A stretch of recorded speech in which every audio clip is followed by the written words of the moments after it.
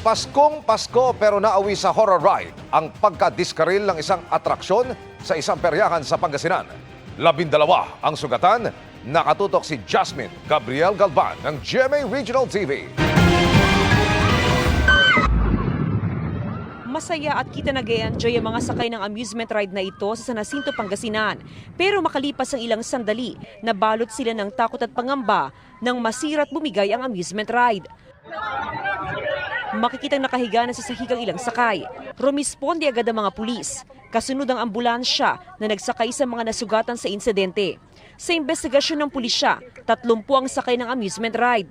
12 sa kanila ang dinala sa ospital. Nag-collapse nga siya sa gitna, bumigay yung welding niya sa gitna, nabali. Hindi naman siya bumagsak, however, sumadsad siya nung nag-collapse siya.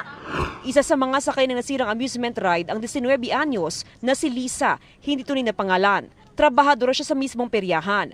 Nagtamo siya ng sugat at pasa sa katawan pero hindi na siya dinala sa ospital. Hindi raw niya naisip na masisira ang amusement ride dahil lagi naman daw itong dumadaan sa inspeksyon bago ang operasyon. Nung pangalawa po, pababa po, saka po siya nasira. Naano po sa gitna, talagang nasadya po. Nadaganan po yung mga bata dito sa bandang gitna. Isa rin sa mga sugatan ang 11 taong gulang na anak ni Aling Jessa na kasama sa mga dinala sa ospital. Masakit daw dito niya, madam. Naipit daw kasi sila sa yung nila dito, chest nila dito. Siyempre may nararamdaman sila, madam. Gusto namin sana sagutin yung mga opo, madam. Ayon sa pamunuan ng San Jacinto Police Station, nangako ng tulong pinansyal ang operator ng amusement ride. Sa ngayon, pansamantalang sinuspindi ang operasyon ng peryahan habang nagpapatuloy ang investigasyon ng pulisya. Tumanggi na magbigay ng pahayag ang operator ng amusement ride.